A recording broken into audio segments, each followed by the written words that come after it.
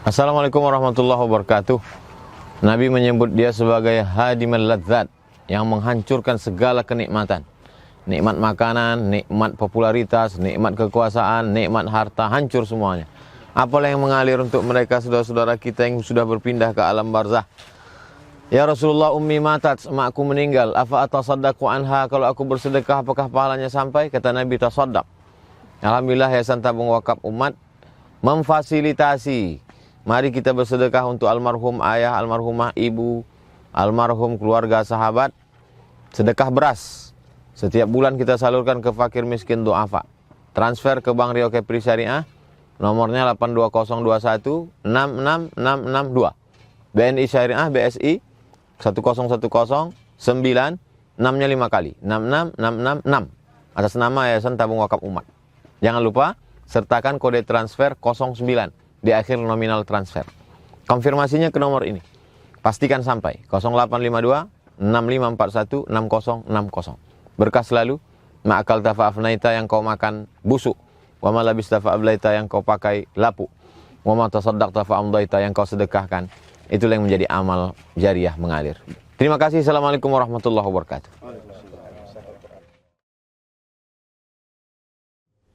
Para jamaah dan pemirsa Tabung Wakaf Umat ini rahmati Allah.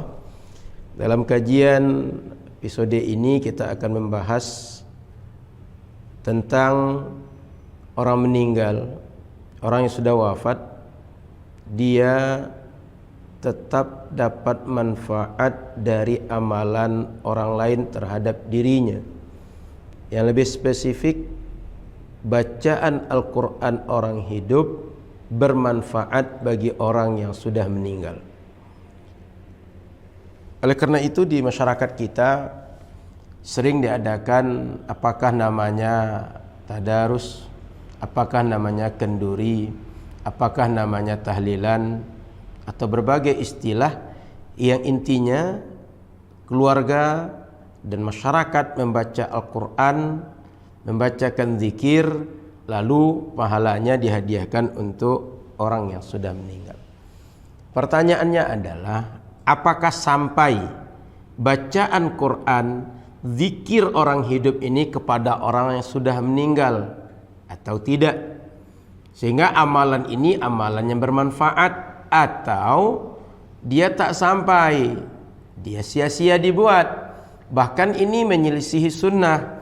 Tidak ada sunnah yang mengajarkan demikian. Kita akan coba lihat dari beberapa kajian tentang hadis permasalahan ini dan analisa para ulama mujtahid, para ulama yang punya kapabilitas dalam membahas masalah ini. Pertama, sangat terkenal kisah Imam Ahmad bin Hanbal dengan seorang yang dharir. Dia tidak bisa melihat dengan baik, sedang baca Al-Quran di kuburan. Waktu itu kata Imam Ahmad, innal qira'ata 'indal qabri bid'ah. Orang yang sedang baca Quran itu dilarang oleh Imam Ahmad, jangan baca Quran. Bacaan Quran untuk orang sudah meninggal ini bid'ah. Cukup, hentikan. Lalu faqala lahu Muhammad ibnu Qudamah al-Jauhari, sahabat Imam Ahmad yang bernama Muhammad bin Qudamah al-Jauhari, mencoba untuk mengklarifikasi pada Imam Ahmad. Ya Aba Abdullah, Imam Ahmad, ini kunyah bagi Imam Ahmad. Imam Ahmad, ma taqulu fi Mubashshir al-Halabi? Menurut Imam, seorang alim bernama Mubashshir al-Halabi, bagaimana periwayatannya? Apakah periwayatannya bisa diterima, valid, sahih, atau dia seorang yang bermasalah dalam periwayatan? Qal thiqatun. Imam Ahmad menjawab, dia thiqah, periwayatannya bisa diterima, periwayatannya seorang yang valid, yang bisa kita jadikan hujjah. Qal fa akhbarani Mubashshir. Kata Imam Muhammad, sahabat Imam Ahmad tadi, Mubashshir menyampaikan padaku, hai Imam Ahmad, apa dia? Ada sebuah riwayat berasal dari Abdurrahman bin Ala bin Al-Lajlaj an abihi, dari ayahnya. Apa itu? Ayahnya berpesan, annahu awsa idza dufina ay yuqra indahu bi Fatihatil Baqarah wa khatimatiha. Kalau sempat ayahnya meninggal nanti, bacakanlah awal surah Al-Baqarah dan akhir surah Al-Baqarah. Alif Lam Mim, dzalikal kitabu la raiba fihi hudan lil muttaqin. 5 ayat pertama. Lalu di akhir surah Al-Baqarah, lillahi ma fis samawati wa ma fil ard wa in tubdu ma fi anfusikum aw tukhfuhu yuhasibkum bihi Allah. Al-Baqarah di ujung. Aqal sami'tu Ibnu Umar yusi bidzalik. Dia menyuruh anaknya untuk membacakan awal surah Al-Baqarah dan akhir surah Al-Baqarah ini karena Ibnu Umar, Abdullah bin Umar, sahabat Rasul yang banyak meriwayatkan hadis dari Rasul, berpesan kepada anaknya kalau dia meninggal, Ibnu Umar ini tadi, bacakan awal surah Al-Baqarah dan akhir surat Al-Baqarah. Faqala lahu Ahmad farji' wa qul lirrajul yuqra. Kata Imam Ahmad kepada Imam Muhammad tadi, tolong engkau balik, temui orang yang aku larang tadi, sampaikan pada dia, bacalah Al-Quran di kuburan untuk orang yang sudah meninggal. Maka para sahabat, para pemirsa, para jemaah dimuliakan Allah Subhanahu wa taala, ini kisah terjadi pada Imam Ahmad. Dan kisah ini diceritakan oleh para imam di dalam mazhab Imam Ahmad bin Hanbal. Masyhur di dalam kitab-kitab fikih yang menjadi referensi belajar fikih mazhab Imam Ahmad. Kalau ada yang mengatakan bahwa riwayatnya dhaif, riwayatnya lemah, kita tinggal adu. Murid Imam Ahmad, para ulama mujtahid yang merupakan murid dari murid Imam Ahmad menukilkan kisah ini. Jika mereka nukilkan berarti kisah ini bagi mereka kisah yang sahih, bisa jadikan hujjah. Kalau ada kemudian yang datang belakangan mengatakan ini dhaif, tinggal kita adu mana yang lebih patut untuk dipedomani. Murid-murid Imam Ahmad, para imam mujtahid dalam internal mazhab Imam Ahmad, atau orang di luar mazhab Imam Ahmad. Itu. Sehingga kita nggak usah pusing mau mengkaji sendiri. Setiap rawi, setiap orang yang menyampaikan riwayat itu pusing kita, nggak kuat gitu. Itu pekerjaan para ahli hadis. Kita yang awam cukup nalar yang sederhana. Murid Imam Ahmad, murid dari murid Imam Ahmad mengatakan tentang kisah ini, menceritakan tentang kisah ini di dalam buku yang merupakan buku referensi utama dalam mazhab Imam Ahmad. Diadu dengan orang yang bukan murid Imam Ahmad, mana yang lebih bisa kita percaya? Cukup itu saja logikanya. Kemudian hadis ini memberikan pelajaran pada kita. Pertama, yang mengamalkan membacakan Al-Quran untuk orang yang sudah meninggal ini adalah sahabat Nabi. Tadi kan sumbernya karena pesan sahabat Abdullah bin Umar. Yang kedua, perbuatan ini berarti perbuatan yang sudah dibuat oleh salaf. Sehingga kalau ada orang yang mengatakan tidak ada salaf yang membuat, tidak ada contohnya dari Rasul, tidak ada contohnya dari sahabat, tidak ada contoh dari umat salaf, Sayyiduna Abdullah bin Umar salaf. Maka dijawab bahwa Sayyidina Abdullah bin Umar salaf, sudah dibuat dari masa salaf dulu. Maka Imam Ibnul Qayyim Al-Jauziyah dalam kitab Ar-Ruh mengatakan, membacakan Al-Quran untuk orang yang sudah meninggal, itulah amalan yang sudah terkenal salafan wa khalafan oleh para ulama salaf dan khalaf fil amsar, di semua kota-kota yang menjadi peradaban umat Islam. Maka riwayat Imam Ahmad ini adalah menunjukkan membacakan Al-Quran untuk orang yang sudah meninggal merupakan perbuatan ulama salaf. Imam Ahmad sendiri ulama salaf, sehingga Abdullah bin Umar, Imam Ahmad, kedua ulama salaf, representasi.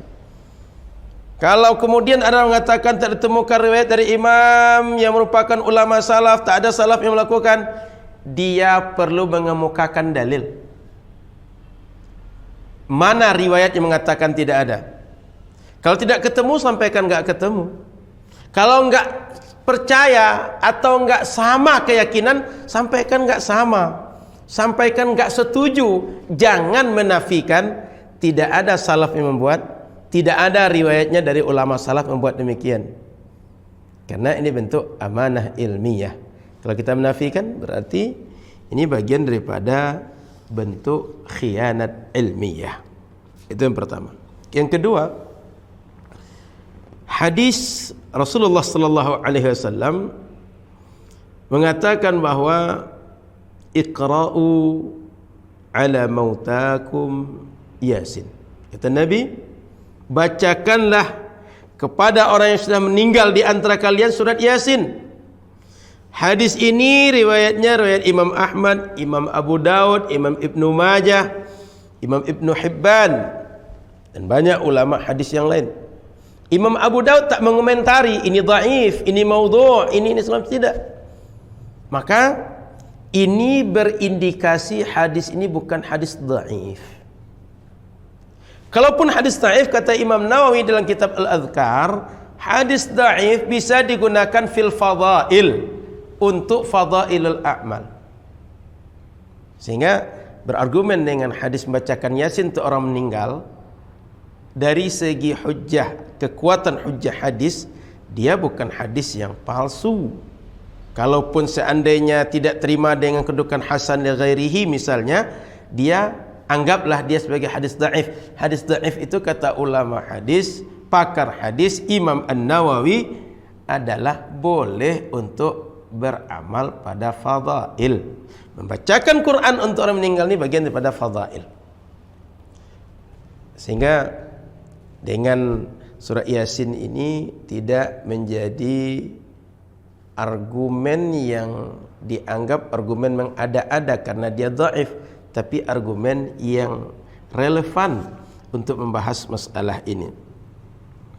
Kemudian para sahabat yang dirahmati oleh Allah Subhanahu wa taala, para ulama sepakat, atau tidak katakan sepakat, tapi mayoritas ulama mengatakan bahwa mautakum yang dimaksudkan di sini adalah orang yang sudah meninggal, bukan orang yang akan meninggal.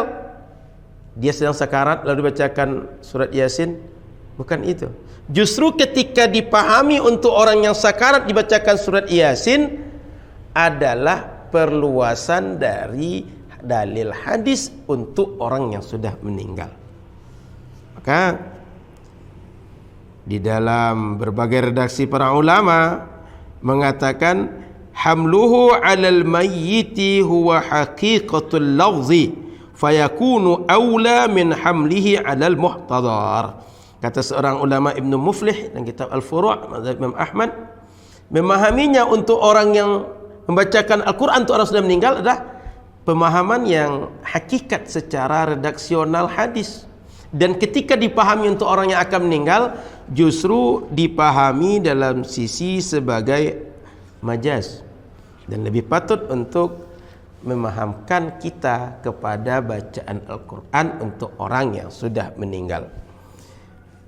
Maka kata Imam Ibnu Hajar Al-Haytami dalam kitab Al-Fatawa, akhadha Ibn Rif'ah wa ghairuhu bi zahir al-khabar wa taba'a haula'i Zarkashi faqal la yab'udu 'ala al-qawl bi isti'mal al-lafz fi haqiqatihi wa majazihi annahu yundabu qira'atuha fil mawdi'aini.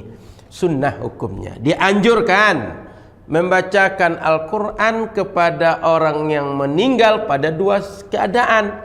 Satu, orang yang sudah meninggal. Yang kedua, orang yang akan meninggal.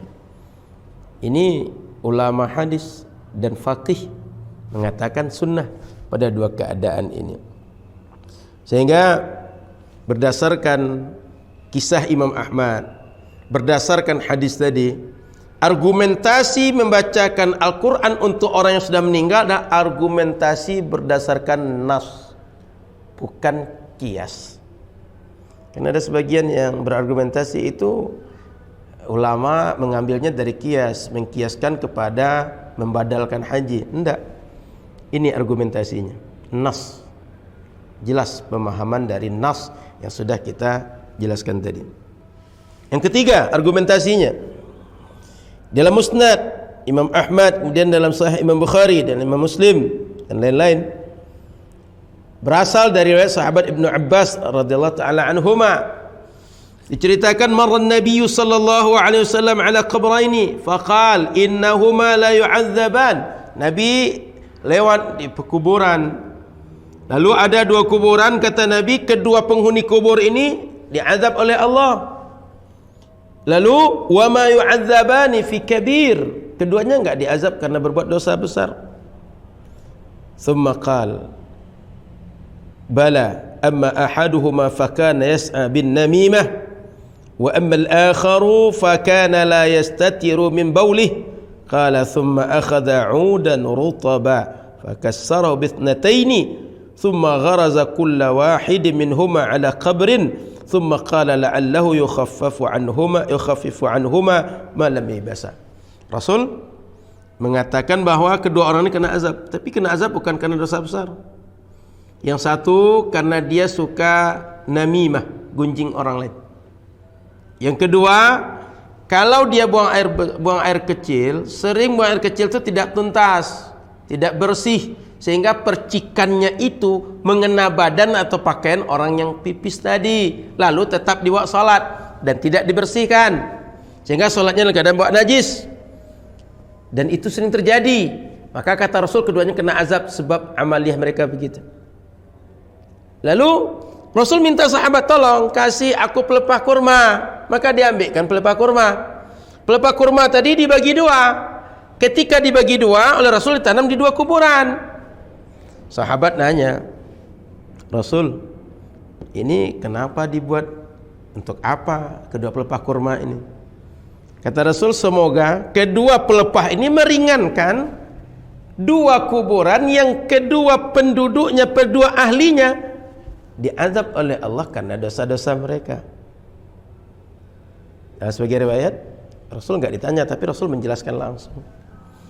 Dan sebagai riwayat menyatakan bahwa dijelaskan bahwa yang menjadi sebab dia ringan azab itu adalah bitasbihil jarid, karena tasbih dari pokok kurma tadi. Andaikan tasbih pokok kurma bisa meringankan azab orang yang diazab di kubur, maka bacaan Quran seorang beriman yang masih hidup untuk orang meninggal lebih patut, lebih relevan untuk mengurangkan azab, meringankan azab, menambah rahmat orang yang sudah meninggal. Ini tanaman bisa menyebabkan ringan azab, apalagi orang yang masih hidup. Maka kata Imam Asy-Sya'bi, kanatil ansar yaqra'una 'indal mayyiti bi suratil Baqarah. Kata Imam Sya'bi, dulu orang-orang Ansar kebiasaan mereka, orang yang meninggal itu dibacakan oleh mereka surat Al-Baqarah. Intinya baca Al-Quran. Mau baca surat Al-Baqarah, baca surat Yasin, baca surat yang lain, tidak ada masalah, boleh. Sehingga poin yang pentingnya adalah membacakan Al-Qur'annya. Kemudian para jamaah yang dimuliakan oleh Allah Subhanahu wa taala, diceritakan bahwa Amir bin Shurahbil Asy-Sya'bi tabi'i thiqah adraka al-kathirina min akabiri sahabah radhiyallahu anhum wa qala al-Ujali wa sami'a 80 wa 40 min as-sahabah.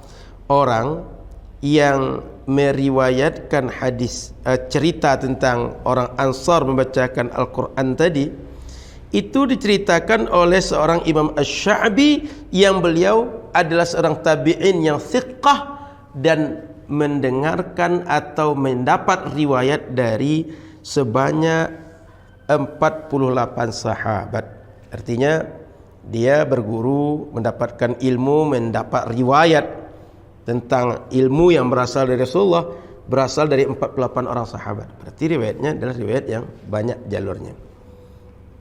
Kemudian para sahabat yang dirahmati Allah Subhanahu wa taala, patut juga kita pahami dengan argumentasi yang lebih menarik dari itu, yaitu di dalam banyak redaksional hadis Nabi sallallahu alaihi wasallam orang yang sudah meninggal ini berefek kepada dia perbuatan-perbuatan orang yang masih hidup. Di antaranya tadi kisah Rasul menanam pokok kurma. Dan itu enggak ada yang membatasi bahwa hanya pokok kurma saja yang ditanam oleh Rasul yang bisa jadi sebab syafaat, yang bisa menolong. Enggak ada yang membatasi itu. Dan kalau kita tengok banyak lagi hadis yang lain yang menjelaskan orang hidup beramal tapi punya efek untuk orang sudah meninggal. Di antaranya hadis yang sering kita baca, idza mata al-insan inqata 'amaluhu illa min thalath, shadaqatun jariyah aw ilmun yuntafa'u bihi aw waladun salih yad'u lah. Itu kan orang hidup beramal tapi berefek untuk dia, bermanfaat untuk dia. Dalam hadis yang lain, annal mayyita yu'adzabu bibukai ahlihi alaihi, orang yang sudah meninggal dia akan mendapat azab karena tangisan keluarga dia yang masih hidup karena menangisi dia yang sudah meninggal. Ini kan yang nangis orang hidup, kan nggak mungkin orang meninggal yang nangis, pasti orang hidup yang nangis kan. Orang hidup nangis tapi yang kena azab orang yang sudah meninggal. Redaksi yang seperti ini sangat banyak di dalam hadis-hadis Nabi sallallahu alaihi wasallam, sehingga bisa juga dirujuk nanti ketika Imam Ibnu Katsir menafsirkan ayat fa innaka la tusmi'ul mauta, surat Ar-Rum ayat 52. Cuma nanti dibuka di situ pemaparan Imam Ibnu Katsir bahwa beberapa amalan orang hidup bermanfaat bagi orang yang sudah meninggal atau punya efek terhadap orang yang sudah meninggal.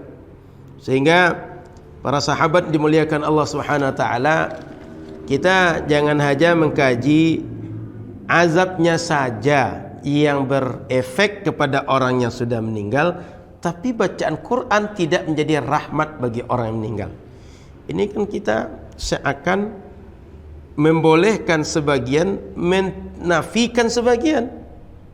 Logikanya kalau sebagian boleh, yang lain juga boleh. Kalau sebagian tak boleh, sebagian lain juga tak boleh. Karena ini sama-sama orang hidup beramal untuk orang sudah meninggal. Sama-sama yang berbuat orang hidup untuk efek orang yang sudah meninggal. Jika yang satu tidak berefek, yang lain juga tidak. Jika satu berefek, yang lain juga berefek. Gitu. Kalau kita ingin memahami dengan adil berdasarkan nas-nas yang ada. Kemudian barangkali ada yang berargumen nanti, bukan dalam Al-Quran Allah katakan wa alaysa lil insani illa ma sa'a, seseorang tak akan dapat manfaat pahala bagi dia kecuali dengan apa yang telah dia upayakan semasa hidup dia.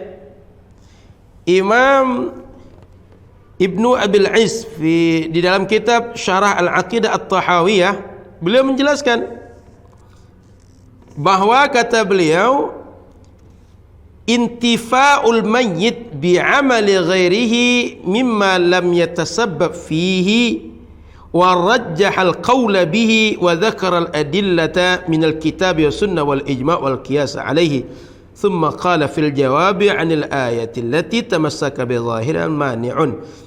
Imam Al-Izz bin Abdul Salam mengatakan bahwa manfaat orang meninggal dengan amal orang hidup, dan itu berdasarkan al-kitab, sunnah wal qiyas dan ijma'. Lalu beliau memaparkan beberapa argumen.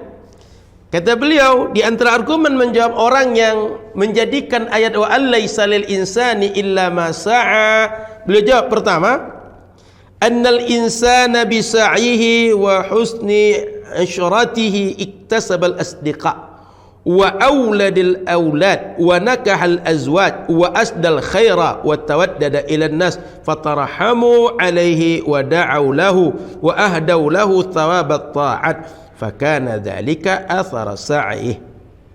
Ketika kita hidup, kita kan bergaul dengan orang lain, kita punya anak, kita menikah dengan orang yang bukan keluarga kita, kita bergaul dengan masyarakat sekitar kita, kita berbuat baik pada orang, mungkin menolong orang, baca salam, menanyakan kabar orang, menjenguk orang sakit, atau berbagai hal. Ini semua adalah upaya kita semasa hidup, sehingga sebab kebaikan kita, sebab hubungan kita, sebab silaturahim kita dengan orang sekitar kita itu, begitu kita meninggal, dia bacakan Quran, dia hadiahkan untuk kita, sehingga Ini juga bagian dari upaya kita untuk diri kita, dan pahala itu bermanfaat untuk kita. Dan orang, kita bisa lihat sendiri di masyarakat, orang kalau nggak kenal kadang nggak datang dia.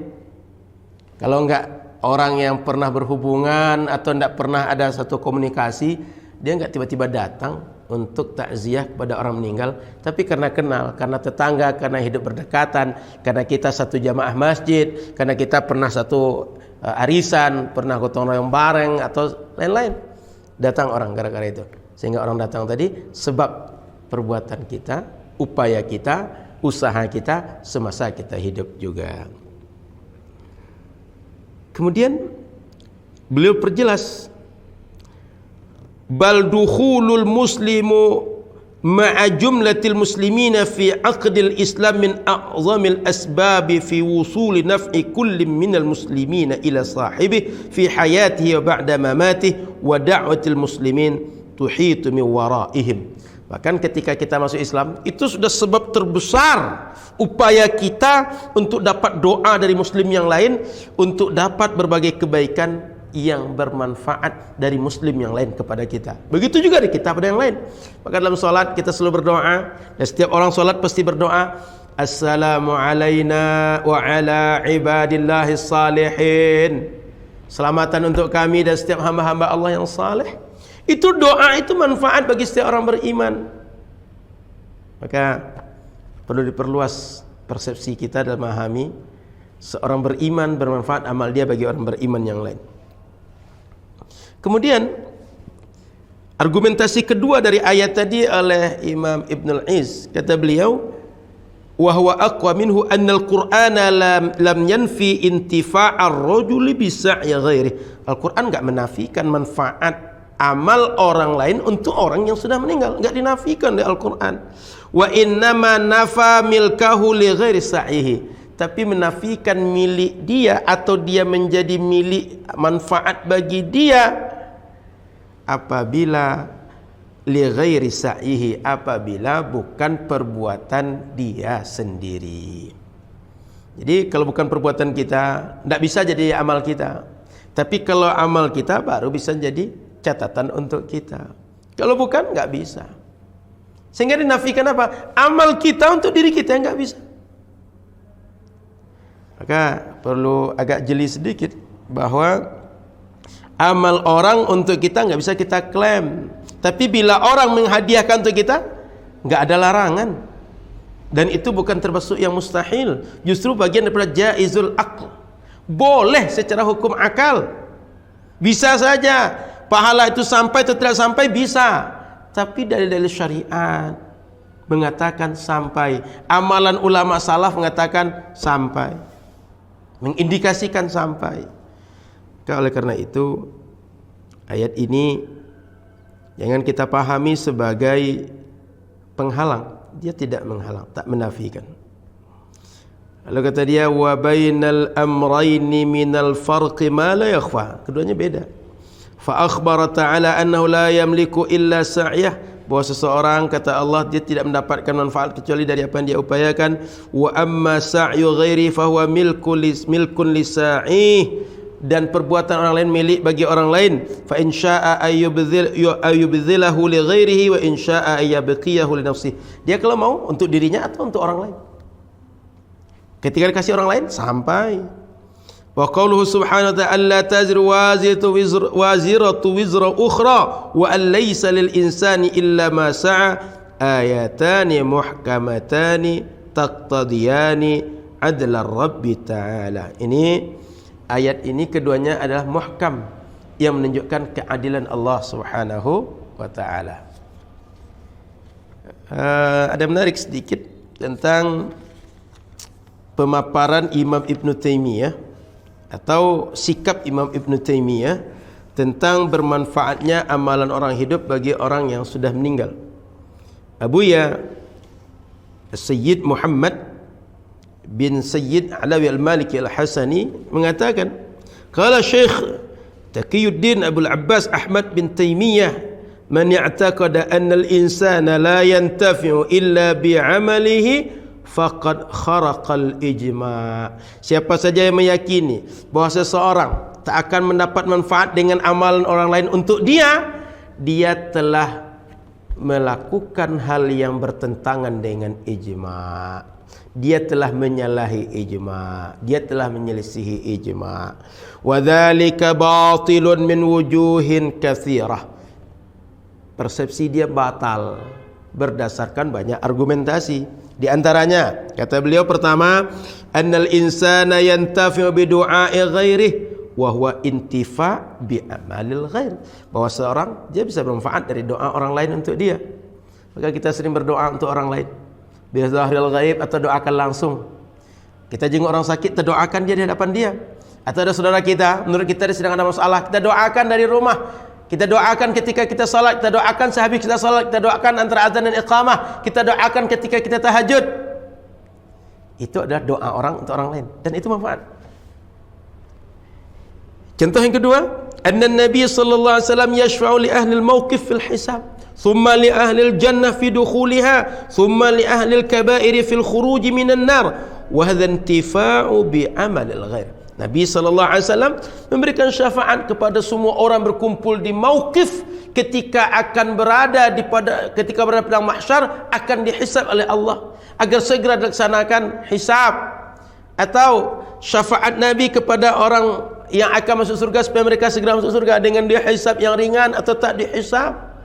Atau orang yang berdosa besar dikeluarkan dari neraka. Itu adalah amal orang lain untuk orang lain, yaitu Nabi beramal untuk umat dan selain umat Nabi. Bermanfaat. Enggak ada yang nyatakan enggak manfaat. Contoh yang ketiga, annal malaikata yad'una yastaghfiruna liman fil ard. Malaikat mendoakan untuk siapa yang berada di bumi. Dalam hadis katakan bahawa irhamu man fil ard irhamkum man fis sama. Doakan oleh kalian, berbuatlah kalian kebaikan atau sayangi semua yang di bumi, maka malaikat yang di langit akan mendoakan untuk kalian. Banyak sekali redaksi hadis yang seperti ini. Ini berarti orang yang di bumi dapat manfaat dari amalan orang lain, yaitu malaikat.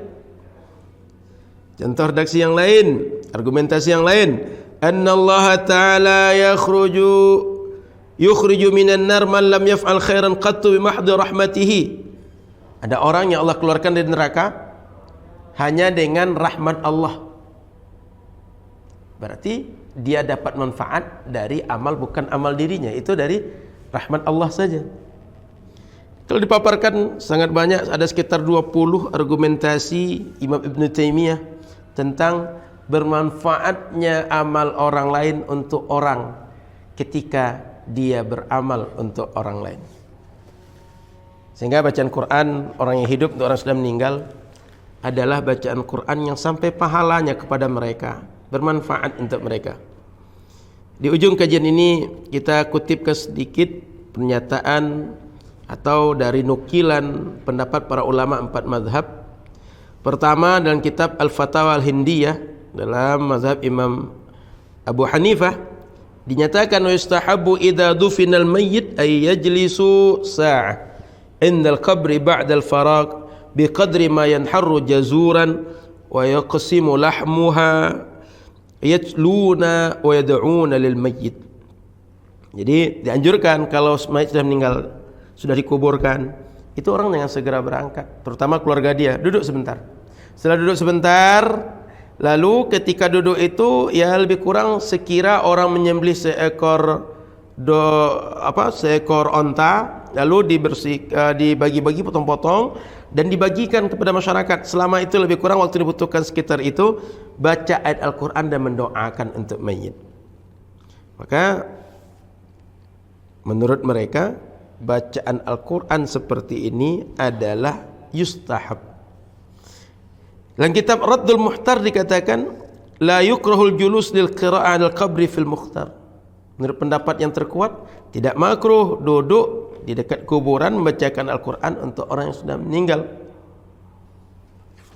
Kemudian dalam mazhab Imam Malik dikatakan bahawa di dalam kitab Nawazil As-Sughra Wa ammal qira'atu 'ala al-qabri fa nassu Ibn Rushd fil Ajwibah wa Ibn al-Arabi fi ahkamil Qur'ani lah wal Qurtubi fi at-Tadhkirah ala annahu yantafi'u bihi al-qira'ah a'ni al-mayyita sawa'un qara'a fil qabri aw qara'a fil bait.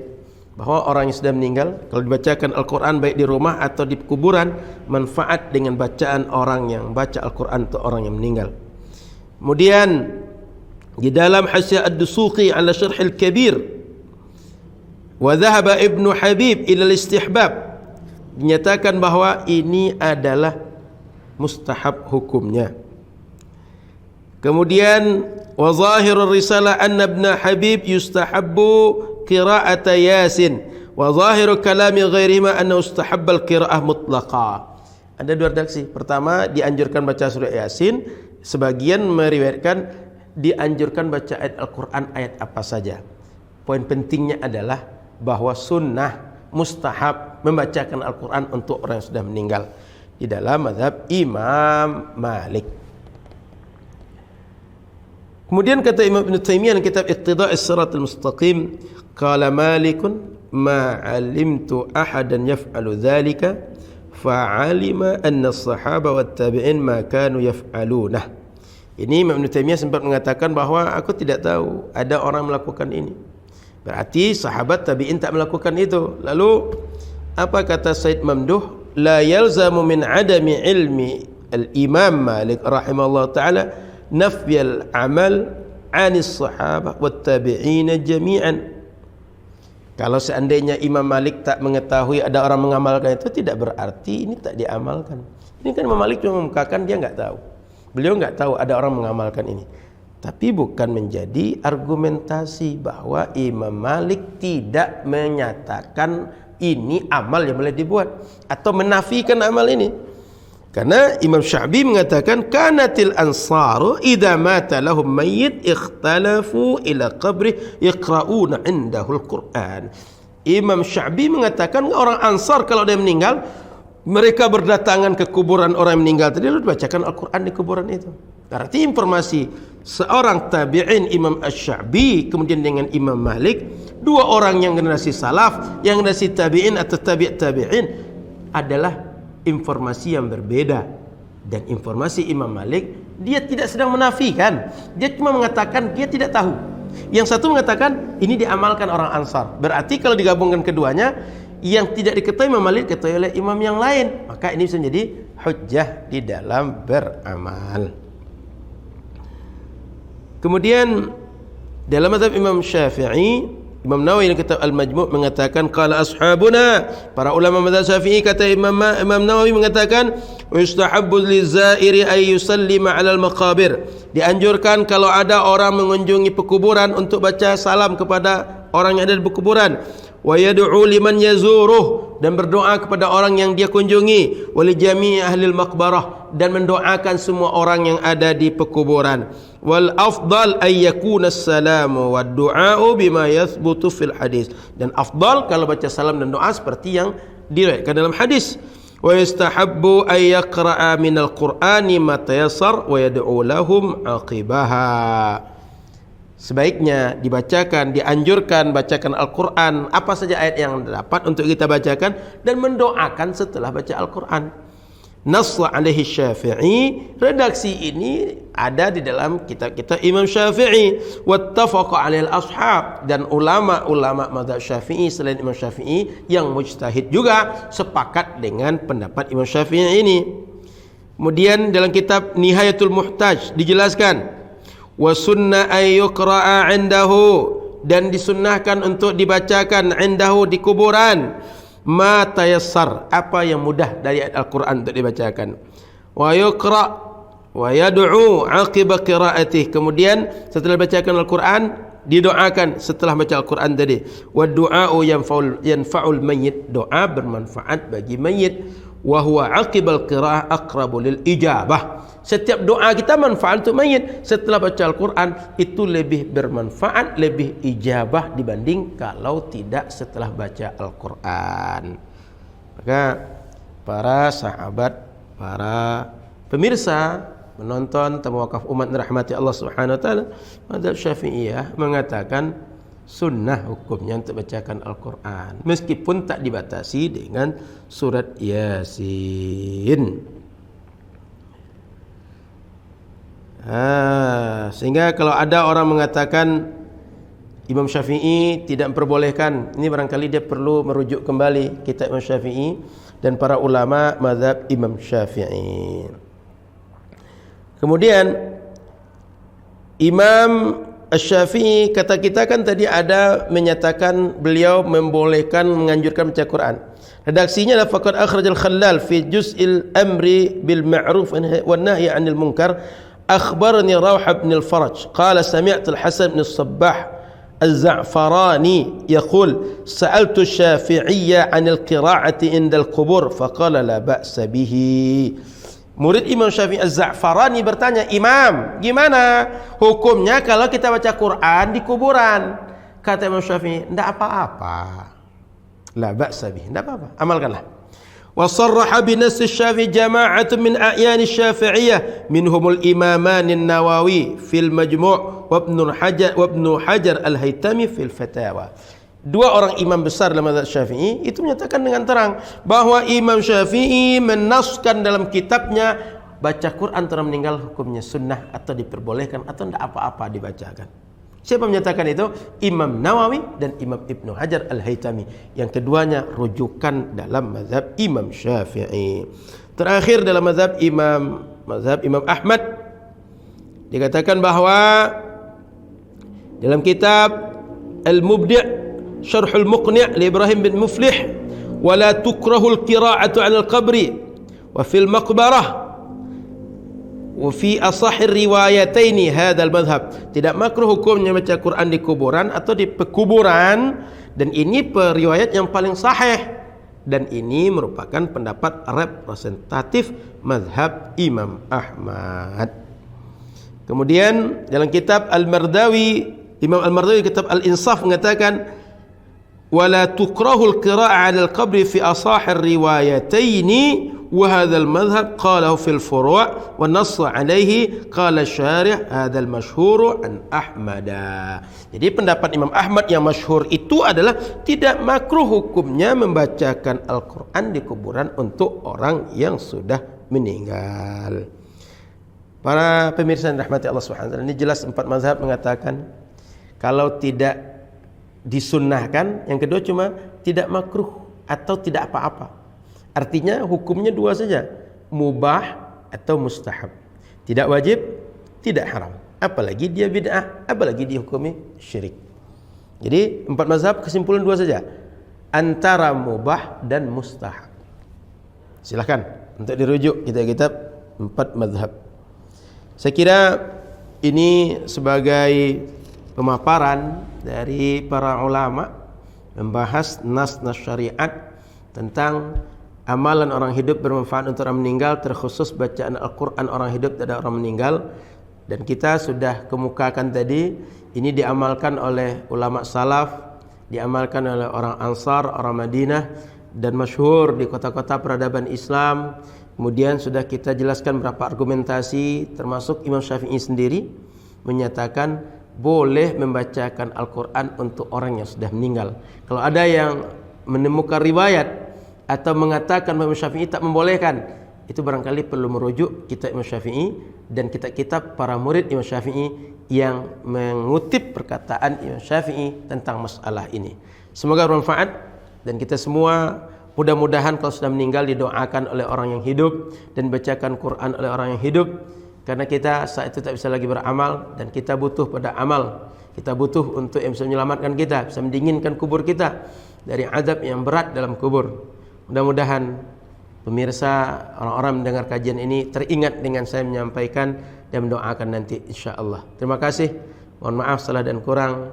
Subhanakallahumma bihamdika asyhadu an la ilaha illa anta astaghfiruka wa atubu ilaika. Sampai jumpa dalam pertemuan akan datang. Assalamualaikum warahmatullahi wabarakatuh.